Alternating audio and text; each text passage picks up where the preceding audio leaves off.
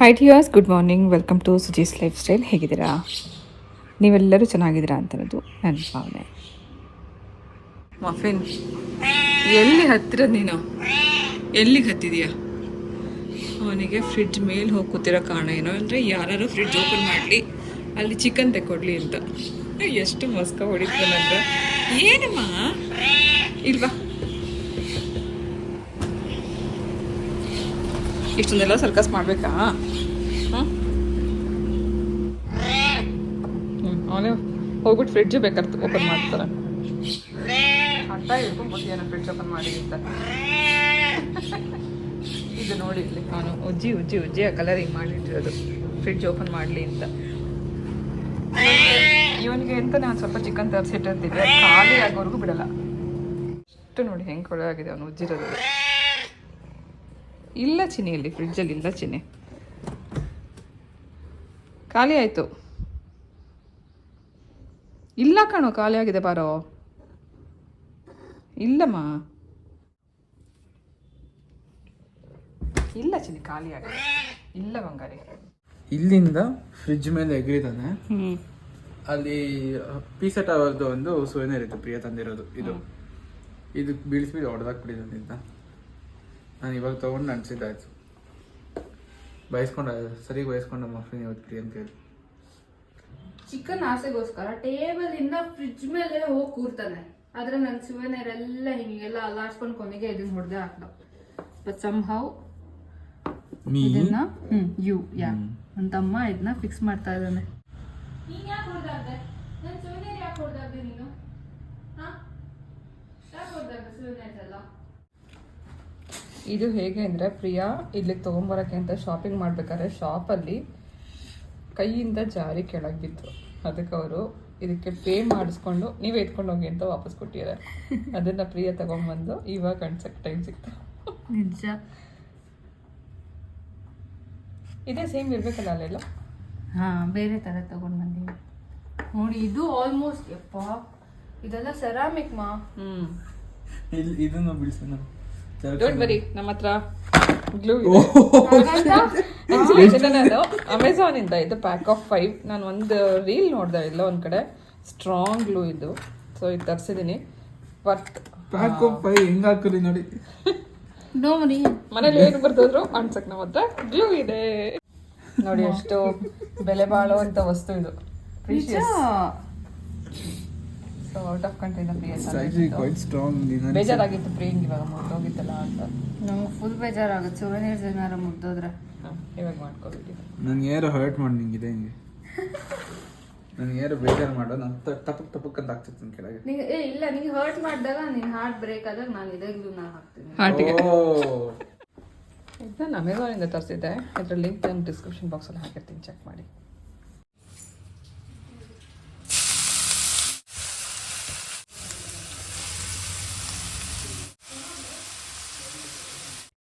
ಕ್ವಿಕ್ಕಾಗಿ ಒಂದು rice recipe ನೋಡ್ಕೊಂಬರೋಣ. ಇಲ್ಲಿ ನಾನು ಮಾಡ್ತಿರೋದು ಫ್ರೈಡ್ ರೈಸ್. ಮೊದಲನೇದಾಗಿ ಸ್ವಲ್ಪ ಎಣ್ಣೆಯಲ್ಲಿ ಈರುಳ್ಳಿ, ಹಾಗೆ ಸ್ವಲ್ಪ ಕ್ಯಾಬೇಜ್ ಮತ್ತು ಕ್ಯಾರೆಟ್ನ ಸಣ್ಣದಾಗಿ ಕಟ್ ಮಾಡಿ ಹಾಕಿ ಸ್ವಲ್ಪ ಉಪ್ಪು ಹಾಕಿ 1 ಅಥವಾ 2 ನಿಮಿಷ ಹುರ್ಕೋಬೇಕು. ಅದು ಸ್ವಲ್ಪ ಕ್ರಂಚಿನೆಸ್ ಆಗೇ ಇರಬೇಕು. ತುಂಬ ಜಾಸ್ತಿ ತರಕಾರಿಗಳನ್ನು ಬೇಯಿಸೋಕ್ಕೆ ಹೋಗಬಾರ್ದು. ಒಗ್ಗರಣೆಯಲ್ಲಿ 1-2 ನಿಮಿಷ ಹುರ್ಕೋತಾ ಇದ್ದಾಗೆ ಸ್ವಲ್ಪ ಒಂದು ಹಾಫ್ ಕುಕ್ ಆದರೆ ಸಾಕು. ಇದ್ರ ಜೊತೆಗೆ ಮೊಟ್ಟೆನೂ ಹಾಕ್ತಾಯಿದ್ದೀನಿ. ಮೊಟ್ಟೆ ಬೇಕು ಅಂತಲೇ ಅವರು ಹಾಕ್ಕೋಬೋದು, ಇಲ್ಲಾಂದರೆ ಸ್ಕಿಪ್ ಮಾಡಿ ಬರೀ ತರಕಾರಿಯಿಂದನೂ ಫ್ರೈಡ್ ರೈಸ್ ಮಾಡ್ಕೋಬೋದು. ಸೊ 3 ಮೊಟ್ಟೆ ಹಾಕಿ ಫಸ್ಟ್ ಒಂದು ಸ್ವಲ್ಪ ಇದು ಮಿಕ್ಸ್ ಮಾಡ್ಕೊಳ್ಳೋಣ. ಇದೇ ಟೈಮಲ್ಲೇ ಖಾರಕ್ಕೆ ಬೇಕಾಗೋಷ್ಟು ಮೆಣಸಿನ ಪುಡಿ ಹಾಕ್ಕೊಂಡಿದ್ದೀನಿ. ಇದಿಷ್ಟ ಖಾರ ಇರುತ್ತೆ, ಜಾಸ್ತಿ ಸ್ಪೈಸಿ ಎಲ್ಲ ಇರಲ್ಲ. ಚೆನ್ನಾಗಿ ಒಂದು ಸತಿ ಮಿಕ್ಸ್ ಮಾಡಿಕೊಂಡು ಫಸ್ಟ್ ರೆಡಿ ಮಾಡಿ ಇಟ್ಕೊಂಡಿರೋಂಥ ಅನ್ನನೂ ಹಾಕಿ ಒಟ್ಟಿಗೆ ಇದ್ರ ಜೊತೆಗೇ ಹುರ್ಕೋಬೇಕು. ಸೊ ಬಿಡಿಯಾಗಿ ಅನ್ನ ಮಾಡ್ಕೊಂಡಿದ್ರೆ ಇದಕ್ಕೆ ಫ್ರೈಡ್ ರೈಸ್ಗೆ ಚೆನ್ನಾಗಿರುತ್ತೆ. ಆನಂತರ ನನ್ನ ಹತ್ರ ಆಲ್ರೆಡಿ ಒಂದು ಚಿಂಗ್ಸ್ದು ಫ್ರೈಡ್ ರೈಸ್ ಮಸಾಲ ಇತ್ತು, ಅದನ್ನು ಹಾಕಿದ್ದೀನಿ. ನಂತರ ಕಟ್ ಮಾಡಿರೋ ಕೊತ್ತಂಬರಿ ಹಾಕಿ ಮಿಕ್ಸ್ ಮಾಡಿಕೊಂಡ್ರೆ ಕೆಲವೇ ನಿಮಿಷದಲ್ಲಿ ಫ್ರೈಡ್ ರೈಸ್ ರೆಡಿ ಆಗುತ್ತೆ.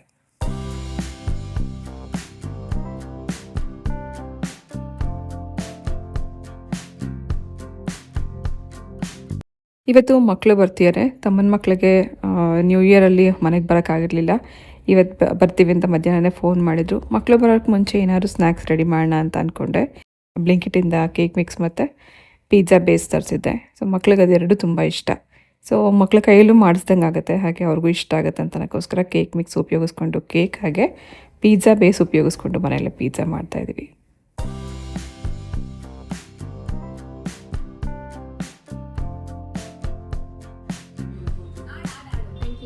Welcome. ತಗೊಳ್ಳಿ. ಮಾಡಿದ್ವಿ.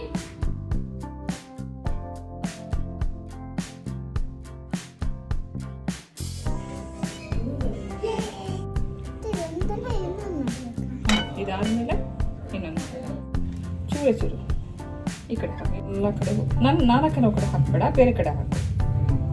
ಎಲ್ಲಿ ಖಾಲಿ ಇದೆ ಅಲ್ಲಿ ಹಾಕು.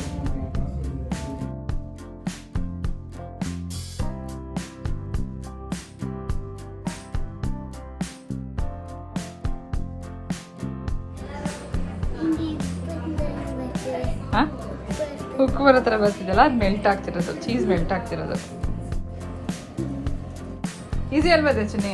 ತುಂಬ ಈಸಿ ತಾನೆ?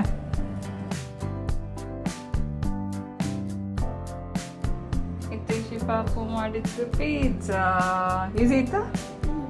ಚೆನ್ನಾಗಿದೆಯಾ? ಗಮ್ಮತ್ತಿದೆಯಾ? ಕಟ್ ಮಾಡ್ಕೊಳ್ತೀನಣ್ಣ. ಕೇಕ್ ಪ್ಲೇಟ್ ಎತ್ಕೊಂಡು ಬಾಡು. ಈಸಿ ಗೊತ್ತಾ ಕೇಕ್ ಮಾಡೋದು, ಪಿಜ್ಜಾ ಮಾಡೋದು? ಹಿತೇಶಿ ಪಾಪುನ ಹೇಳಿದ್ದು.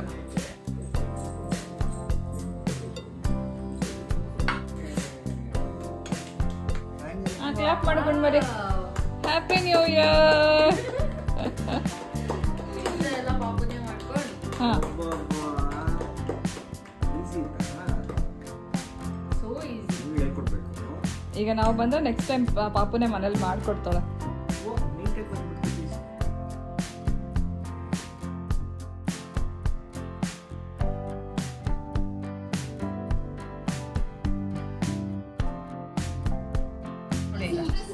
ಕೊಡು ಇಲ್ಲ ಹಾಕ ಹಾಕ.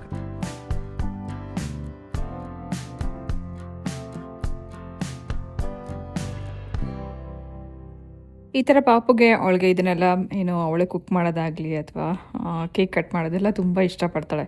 ಹಾಗಾಗಿ ಅವಳ ಜೊತೆನೇ ಇದನ್ನೆಲ್ಲ ಮಾಡಿಸ್ತಾನೆ ಕೇಕ್ ಕಟ್ ಮಾಡಿಸಿದ್ವಿ. ಅವಳಿಗೆ ನ್ಯೂ ಇಯರ್ ಕೇಕ್ ಕಟ್ ಮಾಡಬೇಕು ಅಂತಲೂ ತುಂಬ ಆಸೆ ಇತ್ತು. ಸಂಜೆವರೆಗೂ ಇದ್ದು ಅವರು ಸಂಜೆ ವಾಪಸ್ ಮನೆಗೆ ಹೊರಟರು.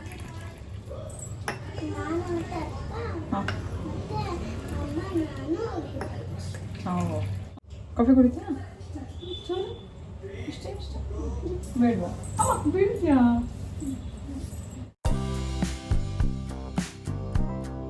Good morning. Good morning. ಬೆಳಿಗ್ಗೆ ನನಗೆ ಫ್ರೂಟ್ಸ್ ಕ್ರೇವಿಂಗ್ ಆಗ್ತಾ ಇತ್ತು. So I ordered strawberries and look at these. ಇಷ್ಟು ಬ್ಯೂಟಿಫುಲ್ ಆಗಿದೆ. ಬಟ್ ಕಲರ್ ಏನು ಗೊತ್ತಿಲ್ಲ, ಒಂದ್ಸತಿ ವಾಶ್ ಮಾಡಿ ನೋಡ್ತೀನಿ. ಚಳಿಗಾಲ ಬಂತು ಅಂದರೆ ನಮಗೆ ಹೆಚ್ಚಾಗಿ ಫ್ರೆಶ್ ತರಕಾರಿಗಳು ಸಿಗುತ್ತೆ, ಹಾಗೆ ಸೊಪ್ಪು ಮತ್ತು ಹಣ್ಣುಗಳು ಇದೆಲ್ಲ ವೆರೈಟಿ ಸಿಗುತ್ತೆ.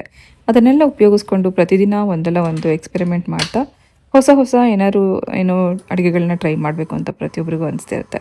ಸೊ ವಿಂಟರ್ ಸ್ಪೆಷಲ್ ಅಂತಂದ್ರೆ ಹಾಗೆ ಅಲ್ಲ, ಬರುವಂಥ ತರಕಾರಿಗಳನ್ನ ಹಣ್ಣುಗಳನ್ನೆಲ್ಲ ಉಪಯೋಗಿಸ್ಕೊಂಡು ಬಿಸಿಯಾಗಿ ರುಚಿಯಾಗಿ ಮಾಡ್ಕೊಂಡು ತಿನ್ನಬೇಕು, ಈ ವೆದರ್ನ ಚೆನ್ನಾಗಿ ಎಂಜಾಯ್ ಮಾಡಬೇಕು ಅಂತ ತುಂಬ ಜನಕ್ಕೆ ಆಸೆ ಇರುತ್ತೆ. ಸೊ ಪ್ರತಿದಿನ ನಾವು ವಿಂಟರ್ ಸ್ಪೆಷಲ್ ಅಂತ ಏನಾದರೂ ಒಂದು ಚಟ್ನಿ ಇರ್ಬೋದು, ರೆಸಿಪಿ ಇರ್ಬೋದು, ಯಾವುದಾದ್ರು ಒಂದು ಟ್ರೈ ಮಾಡ್ತಾನೆ ಇರ್ತೀವಿ. ಇವತ್ತು ಕೂಡ ಒಂದು ವಿಂಟರ್ ಸ್ಪೆಷಲ್ ರೆಸಿಪಿ ಮಾಡ್ತಾಯಿದ್ದೀನಿ, ಅದು ಆಲೂ ಪರಾಟ.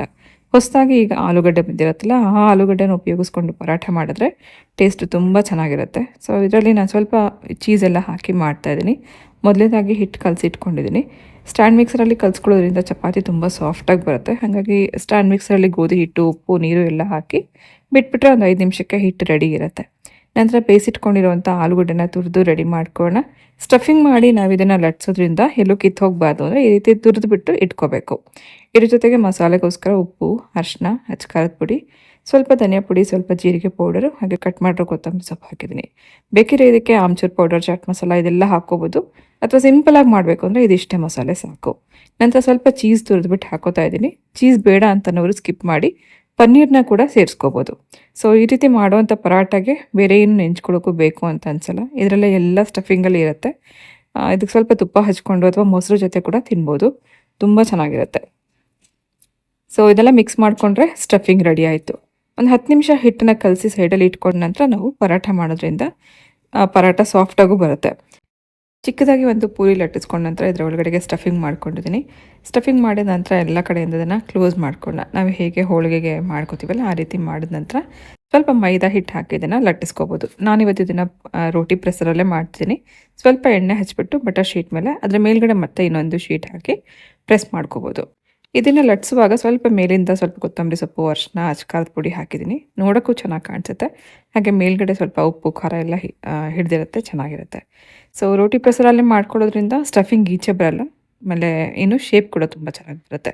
ಅಥವಾ ಲಟ್ಟಣಿಗೆಯಿಂದ ನೀವು ನಿಧಾನಕ್ಕೆ ಇದನ್ನು ಪ್ರೆಸ್ ಮಾಡ್ತಾ ಲಟ್ಟಿಸ್ಕೋಬೋದು. ಇದನ್ನು ಸುಡುವಾಗ ಸ್ವಲ್ಪ ತುಪ್ಪ ಅಥವಾ ಎಣ್ಣೆ ಎರಡರಲ್ಲಿ ಯಾವುದಾದ್ರು ಒಂದನ್ನು ಉಪಯೋಗಿಸ್ಕೊಂಡು ಸಾಕು. ಚೆನ್ನಾಗಿ ಅದು ಎರಡು ಕಡೆಗೂ ಬೇಯಿಸಿ ತೆಕ್ಕೊಂಡ್ರೆ ಬಿಸಿ ಬಿಸಿಯಾಗಿರುವಂಥ ಆಲೂ ಪರಾಠ ರೆಡಿ ಆಗುತ್ತೆ.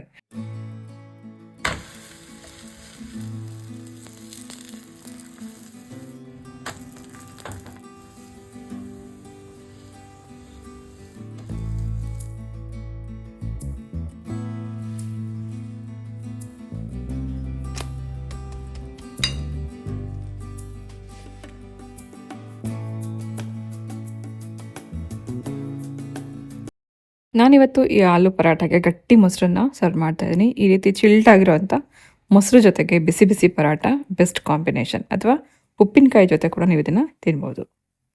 ಇವತ್ತಿನ ಬ್ಲಾಗಲ್ಲಿ ವಿಂಟರ್ ಸ್ಪೆಷಲ್ ಅಂತಲೇ ಒಂದಾದ್ಮೇಲೆ ಒಂದು ರೆಸಿಪೀಸ್ ಶೇರ್ ಮಾಡ್ತಿದ್ದೀನಿ. ಇದೊಂದು ಈವ್ನಿಂಗ್ ಸ್ನ್ಯಾಕ್ಸ್ ಥರ ಮಾಡ್ಕೋಬೋದು. ತುಂಬ ಸರ್ತಿ ಹಣ್ಣು ತಂದಾಗ ಅದರಲ್ಲೂ ಕಪ್ಪಗಾಗಿರುವಂಥ ಬಾಳೆಹಣ್ಣು ಅಂದರೆ ಯಾರೂ ತಿನ್ನೋಕ್ಕೆ ಇಷ್ಟಪಡಲ್ಲ.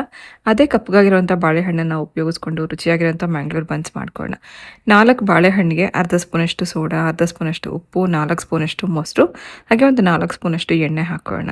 ನಾನಿಲ್ಲಿ ಗ್ರೌಂಡ್ನಟ್ ಆಯಿಲ್ ಉಪಯೋಗಿಸ್ಕೊಂಡಿದ್ದೀನಿ. ನೀವು ಸನ್ಪ್ಯೂರ್ ಆಯಿಲ್ ಆಗಲಿ ಅಥವಾ ತುಪ್ಪನೂ ಕೂಡ ಕರಗಿಸ್ಬಿಟ್ಟು ಹಾಕ್ಕೋಬೋದು.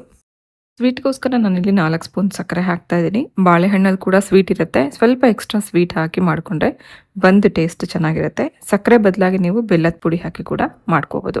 ಚೆನ್ನಾಗಿ ನುಣ್ಣಗೆ ರುಬ್ಕೊಂಡು ನಂತರ ಇದನ್ನು ಒಂದು ಬೌಲಲ್ಲಿ ಹಾಕಿ ಇದ್ರ ಜೊತೆಗೆ 1 ಕಪ್ಪಷ್ಟು ಗೋಧಿ ಹಿಟ್ಟು, 1 ಕಪ್ಪಷ್ಟು ಮೈದಾ ಹಿಟ್ಟು ಹಾಕಿ ಈ ಹಿಟ್ಟನ್ನು ಕಲಸಿ ರೆಡಿ ಮಾಡ್ಕೋಬೇಕು.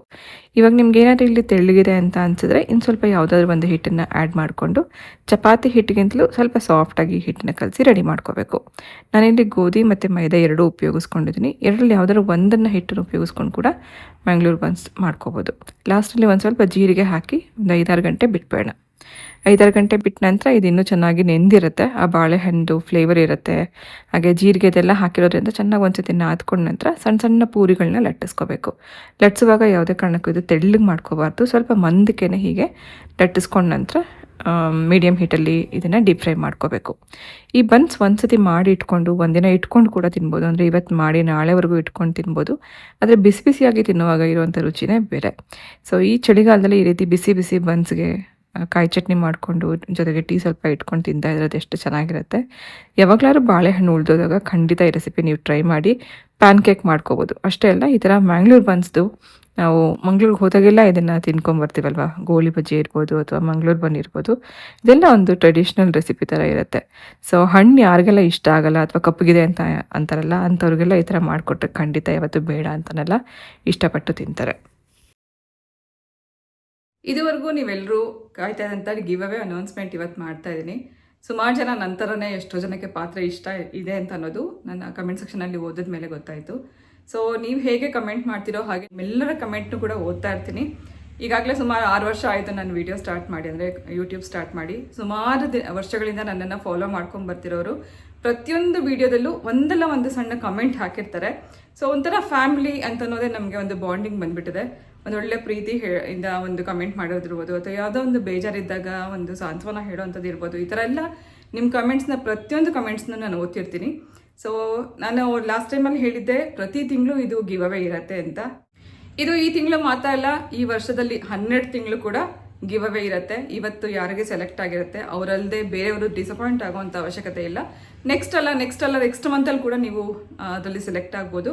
ಸೊ ಈ ಇಬ್ಬರು ಇವತ್ತು ಸೆಲೆಕ್ಟ್ ಆಗಿರೋಂಥವರ ಹೆಸರಾಗಲಿ ಕಮೆಂಟ್ ಆಗಲಿ ನಾನು ಇಲ್ಲಿ ಸ್ಕ್ರೀನ್ ಮೇಲೆ ಹಾಕ್ತಿದ್ದೀನಿ. ಕಂಗ್ರ್ಯಾಚುಲೇಷನ್ಸ್ ಯಾರೆಲ್ಲ ಸೆಲೆಕ್ಟ್ ಆಗಿದ್ದೀರಾ. ಹಾಗೆ ಇವತ್ತು ನಾನು ಗಿವ್ ಅವೇ ಮಾಡ್ತಿರೋಂಥ ಪಾತ್ರೆಗಳು ನಿಮ್ಗೆ ತಲುಪಬೇಕು ಅಂತಂದರೆ ನಿಮ್ಮ ಅಡ್ರೆಸ್ ನಮಗೆ ಬೇಕಾಗುತ್ತೆ. ಹಾಗಾಗಿ ಇವತ್ತು ಸೆಲೆಕ್ಟ್ ಆಗಿರೋರು ನಿಮ್ಮ ID ಆಗಲಿ ಅಥವಾ ನಿಮ್ಮ ವಾಟ್ಸಪ್ ನಂಬರ್ ಆಗಲಿ ಅಥವಾ ನಿಮ್ಮ ಅಡ್ರೆಸ್ ಆಗಲಿ ನಮ್ಮ ಇನ್ಸ್ಟಾಗ್ರಾಮ್ ಪೇಜಲ್ಲಿ ಕಳಿಸ್ಕೊಡ್ಬೋದು. ಇನ್ಸ್ಟಾಗ್ರಾಮ್ ಪೇಜ್ ಹೆಸರನ್ನ ಅಥವಾ ಲಿಂಕ್ನ ನಾನು ಡಿಸ್ಕ್ರಿಪ್ಷನ್ ಬಾಕ್ಸಲ್ಲಿ ಹಾಕಿರ್ತೀನಿ.